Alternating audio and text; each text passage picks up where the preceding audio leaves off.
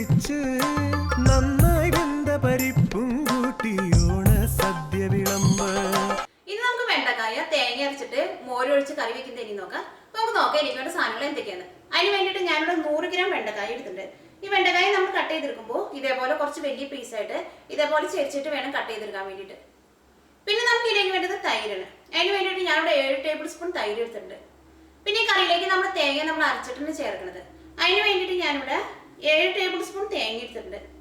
ഈ തേങ്ങയുടെ കൂടെ അരച്ചെടുക്കാൻ വേണ്ടിയിട്ട് ഞാനിവിടെ 1/2 ടേബിൾ സ്പൂൺ ജീരകം എടുത്തിട്ടുണ്ട്. 4 വലിയ വെളുത്തുള്ളിയും നല്ല എരിവുള്ള ഇതേപോലത്തെ 7 ചെറിയ പച്ചമുളക് എടുത്തിട്ടുണ്ട്. ഈ പച്ചമുളക് നമ്മുടെ ടേസ്റ്റിനനുസരിച്ച് ചേർക്കാം.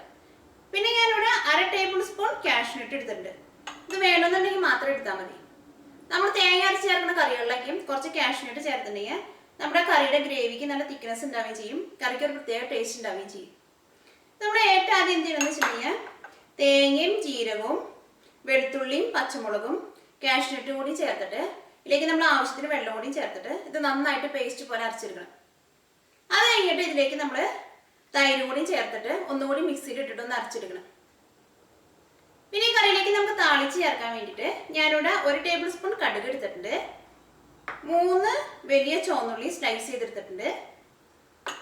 പിന്നെ ഉണക്കമുളക് എടുത്തിട്ടുണ്ട്. 4 ടേബിൾ സ്പൂൺ മഞ്ഞൾപ്പൊടി എടുത്തിട്ടുണ്ട്. പിന്നെ ഞാനിവിടെ 3 പിഞ്ച് കായത്തിന്റെ പൊടി എടുത്തിട്ടുണ്ട്. അത് നമുക്ക് കായത്തിന്റെ ടേസ്റ്റ് ഇഷ്ടമുണ്ടെങ്കിൽ നമുക്ക് 3 പിഞ്ച് ചേർക്കാം, അല്ലെങ്കിൽ 2 പിഞ്ച് ചേർത്താലും മതി. പിന്നെ ഞാനിവിടെ മല്ലിയില എടുത്തിട്ടുണ്ട്. ഈ മല്ലിയിലയ്ക്ക് പകരം വേണമെന്നുണ്ടെങ്കിൽ നമുക്ക് കറിവേപ്പിലയും ചേർക്കാം. അപ്പം നമുക്ക് ഏറ്റവും ആദ്യം തേങ്ങ നമുക്ക് നന്നായിട്ടൊന്ന് പേസ്റ്റ് പോലെ അരച്ചെടുക്കാം. അതിന് വേണ്ടിയിട്ട് നമുക്ക് ഈ ജാറിലേക്ക് തേങ്ങ ചേർക്കാം. പച്ചമുളകും വെളുത്തുള്ളിയും ചേർക്കാം. കാഷ്യൂനട്ട് ചേർക്കാം. ജീരകം ചേർക്കാം. ഞാൻ ഇവിടെ 1/2 ടേബിൾ സ്പൂൺ ജീരകമാണ് ചേർക്കുന്നത്. ഇതിലേക്ക് നമുക്ക് ആവശ്യത്തിന് വെള്ളം ചേർക്കാം. അത് നമ്മൾ ടാപ്പിൽ വരുന്ന വെള്ളം നല്ല തണുത്ത വെള്ളമാണെങ്കിൽ വെള്ളം പതുക്കെ ഒന്ന് ചൂടാക്കിയിട്ട് ചേർക്കാം. നല്ല തണുത്ത വെള്ളം ഒഴിച്ചിട്ടുണ്ടെങ്കിൽ ഈ തേങ്ങ ശരിക്കും നമുക്ക് അരഞ്ഞു കിട്ടില്ല. ഇത് നമുക്ക് നന്നായിട്ട് പേസ്റ്റ് പോലെ അരച്ചെടുക്കാം. നമ്മൾ തേങ്ങ നന്നായിട്ട് പേസ്റ്റ് പോലെ അരച്ചെടുത്തിട്ടുണ്ട്. ഇനി ഇതിലേക്ക് നമുക്ക് തൈര് കൂടി ചേർത്തിട്ട് ഒന്നുകൂടി മിക്സിയിൽ ഇട്ടിട്ട് ഒന്ന് അടിച്ചെടുക്കുക. ഇതിലേക്ക് നമുക്ക് തൈര് ചേർക്കാം. ഇപ്പം നമ്മൾ തേങ്ങ അരച്ചെടുത്ത് റെഡി ആയിട്ടുണ്ട്. ഇനി ഇത് നമുക്ക് കറിയാക്കാം. ഇനി നമുക്ക് വെണ്ടക്കായ നമുക്ക് കറി വയ്ക്കാൻ വേണ്ടിയിട്ട് ഏറ്റവും തന്നെ വെണ്ടക്കായ കുറച്ച് വെളിച്ചെണ്ണ ഒഴിച്ചിട്ട് വെണ്ടക്കായ ഒന്ന് വഴറ്റിയെടുക്കണം. അതിന് വേണ്ടിയിട്ട് ഈ പാനിലേക്ക് നമുക്ക് കുറച്ച് എണ്ണ ഒഴിക്കുക. ഇപ്പം എണ്ണ നന്നായിട്ട് ചൂടായിട്ടുണ്ട്. ഇതിലേക്ക് നമുക്ക് വെണ്ടക്കായ ചേർക്കാം.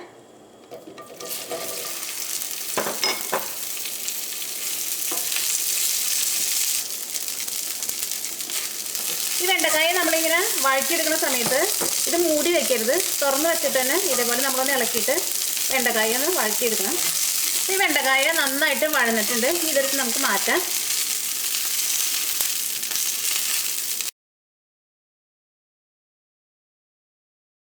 ഈ പാനിലേക്ക് നമുക്ക് കുറച്ചും കൂടി വെളിച്ചെണ്ണ ഒഴിക്കാം. എന്നിട്ട് നമുക്ക് കറി നമുക്ക് കടുക് പൊട്ടിക്കാം. ഈ ചൂടായ വെളിച്ചെണ്ണയിലേക്ക് നമുക്ക് ഏറ്റവും ആദ്യം കടുക് ഇട്ട് പൊട്ടിക്കാം. അപ്പോൾ കടുക് നന്നായിട്ട് പൊട്ടിയിട്ടുണ്ട്. ഇതിലേക്ക് നമുക്ക് ഉണക്കമുളക് ചേർക്കാം. ഉണക്കമുളക് ചേർക്കുമ്പോൾ പതുക്കെ ഒന്ന് ചെറുതാക്കിയിട്ട് ചേർക്കാം.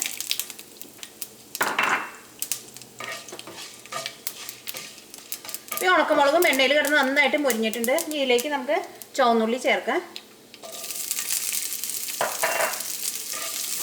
കറിവേപ്പില ചേർക്കണ്ടെങ്കിൽ കറിവേപ്പിലയും കൂടി ചേർക്കാം. ഈ ചുവന്നുള്ളി നന്നായിട്ടൊന്ന് മുരിയണം.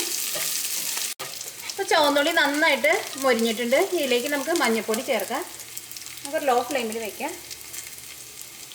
ഞാൻ ഇതിലേക്ക് 1/4 ടേബിൾ സ്പൂൺ മഞ്ഞൾപ്പൊടിയാണ് ചേർത്തേക്കുന്നത്.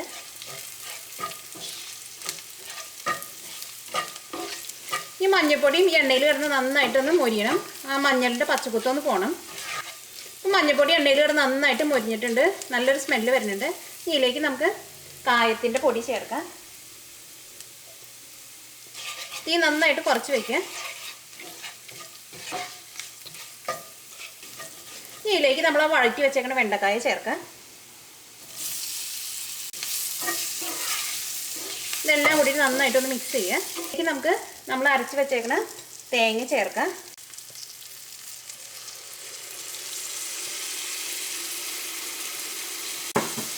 തീ നന്നായിട്ട് കൂട്ടി വയ്ക്കാം. ഇതിലേക്ക് നമുക്ക് മല്ലിയില ചേർക്കാം, ഉപ്പ് ചേർക്കാം. ഇതെല്ലാം കൂടിയിട്ട് നന്നായിട്ടൊന്ന് മിക്സ് ചെയ്യാം.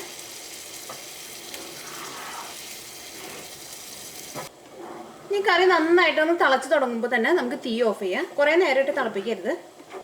ഇപ്പോൾ കറി നന്നായിട്ടൊന്ന് തിളച്ച് തുടങ്ങിയിട്ടുണ്ട്. ഇനി നമുക്ക് തീ ഓഫ് ചെയ്യാം. നമ്മുടെ വെണ്ടക്കായ മോരൊഴിച്ചറി റെഡി ആയിട്ടുണ്ട്. ഈ കറി ഉണ്ടാക്കിയെടുക്കാൻ വേണ്ടിയിട്ട് നല്ല എളുപ്പമാണ്. വെള്ളോട്ടു വിളക്കിൽ